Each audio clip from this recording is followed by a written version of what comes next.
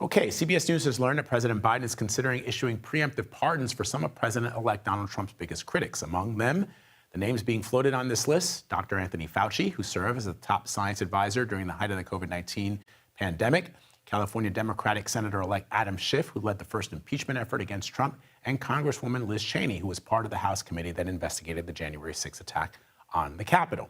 CBS News Chief White House correspondent Nancy Cordes joins me now from Washington to talk more about this potential move by the president.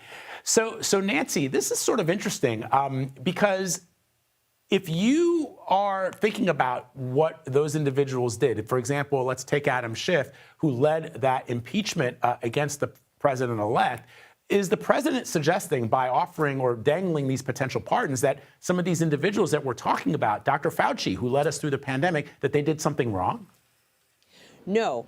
He is not. And White House officials are not implying that they did anything wrong. What they're implying is that they're worried that they will be targeted in some way or accused of having done something wrong or be the target of trumped-up charges against them because they have, at times, found themselves in some kind of conflict with Donald Trump. And because on the campaign trail, Trump said that he will be the retribution for people who feel they've been wrong, because Kash Patel, who's his pick for FBI director, has explicitly said that they might want to go after people with the justice system that have targeted Trump in the past.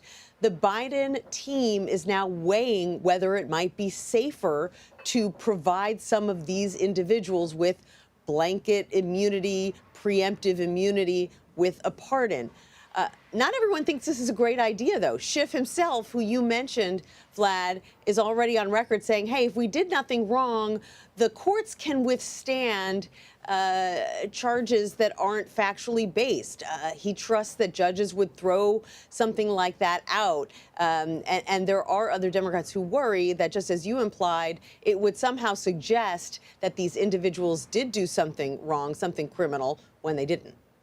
So the question, of course, in addition to folks like Adam Schiff saying that they don't think this is a good idea, what else are you hearing about the potential for this? I mean, on the face of it, what you described kind of makes sense. If you know that you're going to be targeted for trumped-up reasons, why not protect the people? In some cases, Adam Schiff can feel as if the Justice Department or the legal system in this country can protect him if he hasn't done anything wrong, but maybe Fauci doesn't have that luxury. Right. And there are other people who are saying, hey, actually, I might not mind a pardon. You know, if you're handing them out, send one my way.